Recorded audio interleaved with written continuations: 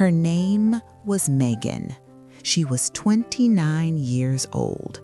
For most of her adult life, she lived in a busy city far from home. Now, she was back in the small town where she grew up. She arrived only a few days ago, but already everything felt heavier than she expected. The town looked almost the same.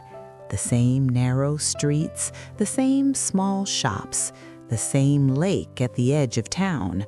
But Megan was not the same person anymore. People walked slowly here. Cars stopped early in the evening. At night, the town was quiet in a way the city never was. Megan thought she would feel safe again. Instead, she felt strange, like someone visiting a place that used to belong to her. She did not come back for the town. She came back for one person. His name was Noah. They met in school when they were teenagers. Noah walked Megan home every day. He listened when she talked about her dreams. He made jokes when she felt sad. With him, she never felt alone. Before Megan left for the city, she stood with Noah near the lake. "I will come back," she told him. Noah looked at her and smiled. "I'll be here," he said. "I'll wait." She believed him. In the city, Megan worked in a small company. She rented a tiny flat. She met new people, went to new places, lived a busy life. But she never loved anyone the way she loved Noah. She thought about him often. She waited. She believed he was waiting too. Now she was back. Megan stayed at her aunt's house, a small place near the old park. Her aunt was kind. She made tea every afternoon and asked gentle questions. "How was the city?" she asked. "Big, busy," Megan replied. Her aunt smiled. "And now?" Megan paused before asking the question she had been holding inside. "Do you know Noah?" she said. Her aunt nodded. "Of course, he still lives here, near the lake." Megan's heart beat faster. "Is he alone?" she asked. Her aunt looked at her carefully. "No," she said softly. "I think he's engaged." The word stayed in the air. Engaged. Megan felt something drop inside her chest. She did not cry. She did not speak. She only nodded. That night, she lay on her bed and stared at the ceiling. She scrolled through her old phone. Photos appeared on the screen. Her and Noah by the lake, smiling, young, hopeful. She turned the phone face down and closed her eyes. The next morning, Megan walked to the lake. The sun was warm, the wind was light, the water moved slowly. Everything looked peaceful. Then she saw him. Noah stood near the water. A woman was next to him. She held his hand. They were laughing. Megan stopped walking. She stood behind a tree and watched. Her legs felt weak. Her heart beat too fast. Noah looked happy. Not polite happy, not pretending happy, really happy. The woman had long hair and a gentle smile. She leaned toward him as if it was natural, as if she belonged there. Megan felt a sharp pain in her chest. Then Noah turned. He saw her. For a moment, no one moved. Noah said something to the woman and walked toward Megan. "Megan," he said. "Hi," she replied. "You're back," he said, surprised. "Yes," she said. "I came back last week." The woman walked closer and held Noah's arm. "This is Claire," Noah said. "She's my fiancée." Megan forced a small smile. "Nice to meet you," she said. Claire smiled back. "Nice to meet you too." Her voice was calm, kind. They talked for a minute, small words, easy sentences, nothing important. "We should get coffee sometime," Noah said. "Sure," Megan replied, but her voice felt weak. They walked away together. Megan stayed by the lake. She looked at the water, but her eyes were hot. She did not cry. She did not want to cry there. At home, her aunt made tea. "You saw him," she said. "Yes," Megan replied. "And the woman?" her aunt asked gently. "His fiancée?" Megan said. Her aunt said nothing. She only pushed the tea closer.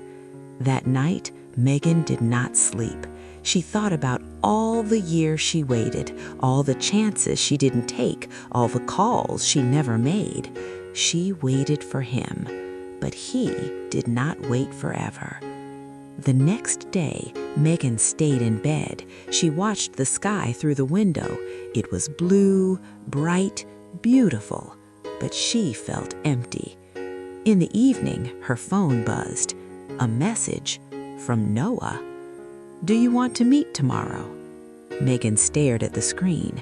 Her heart jumped. Her hands shook. She wanted to see him. She wanted to ask him why, but she was afraid of hearing the truth. She waited a long time. Then she typed one word. "Okay." She put the phone down and looked out the window. The sky was dark now. Stars were starting to appear. Her room was quiet, but her thoughts were loud. She felt love. She felt pain. She felt hope. She felt fear. She knew one thing for sure. Tomorrow, she would see him again, and nothing would ever be the same. Megan did not sleep well that night. She turned from one side to the other. Her mind was full of memories. The lake, Noah's smile, his hand in another woman's hand. Every picture came back again and again. In the morning, she woke up early. The sky was light gray. The town was still quiet. Megan sat on the edge of the bed and looked at the floor for a long time. She felt tired. She felt nervous. She felt afraid. She went to the bathroom and looked at herself in the mirror. Her hair was clean. Her face looked pale.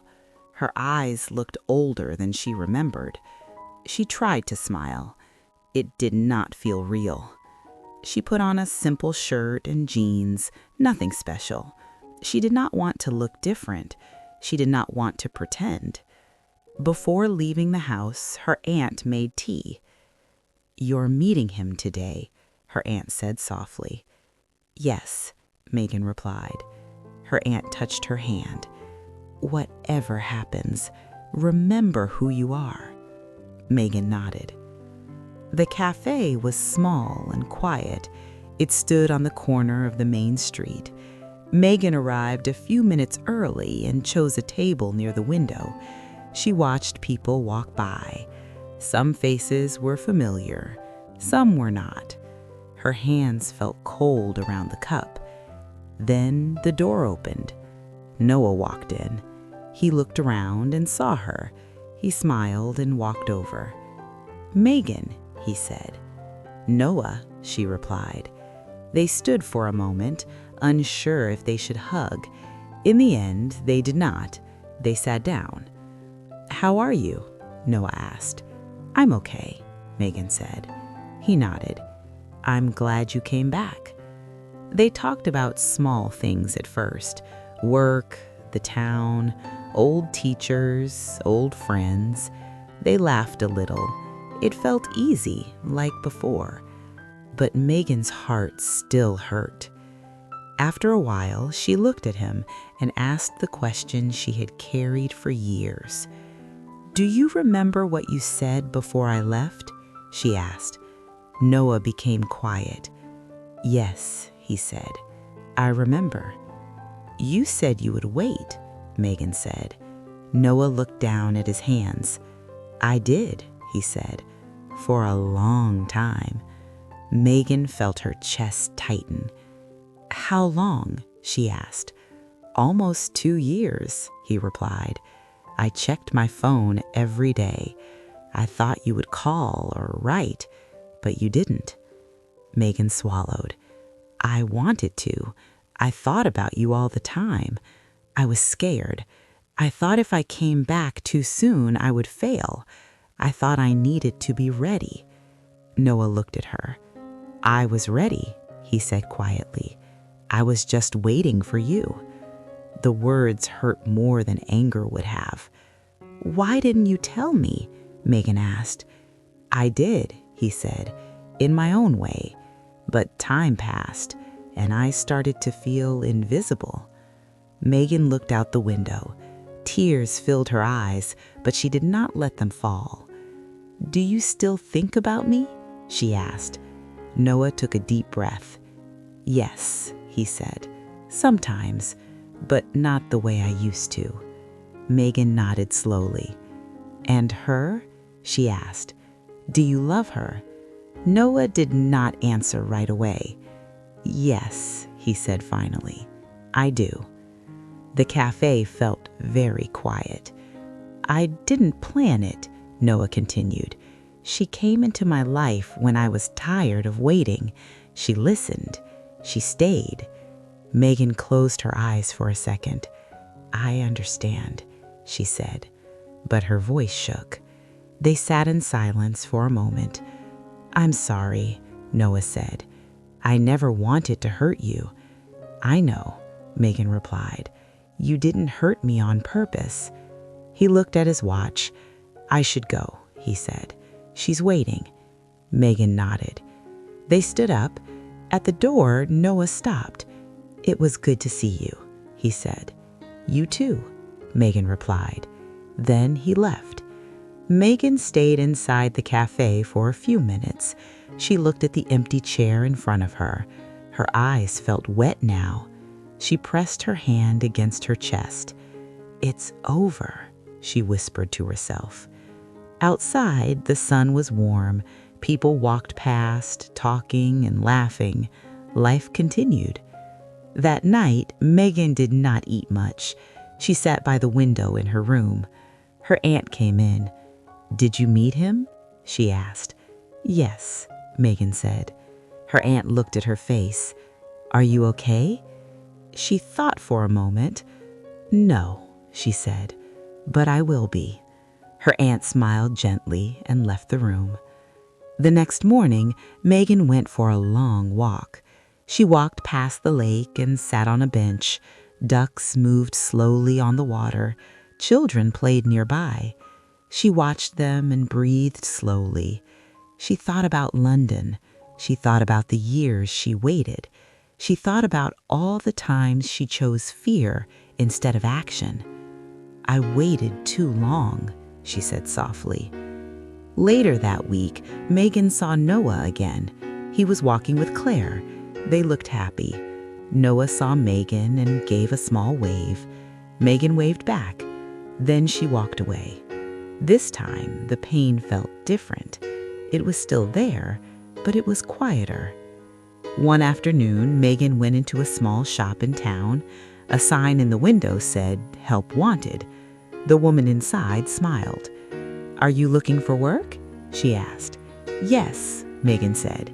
I just came back to town. We need part-time help, if that's okay. That's okay, Megan said. You can start tomorrow. When Megan walked out, she felt something new, not happiness, but movement. That evening, Megan helped her aunt in the garden. They pulled weeds and planted flowers. Megan laughed when dirt covered her hands. I forgot how quiet life can be, she said. Her aunt smiled. Quiet can be good. Later, Megan went to the lake again. The sun was setting. The sky turned orange and pink.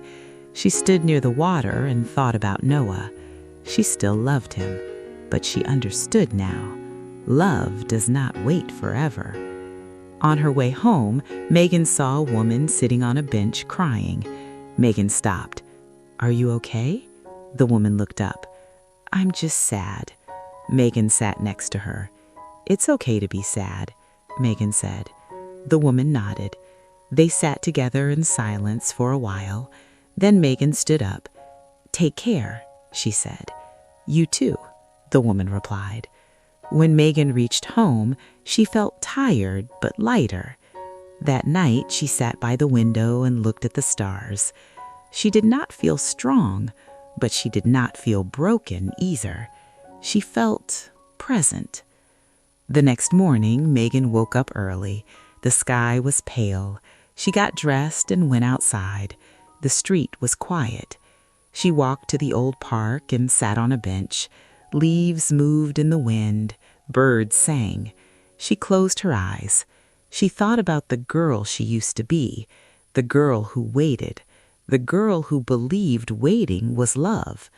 She opened her eyes.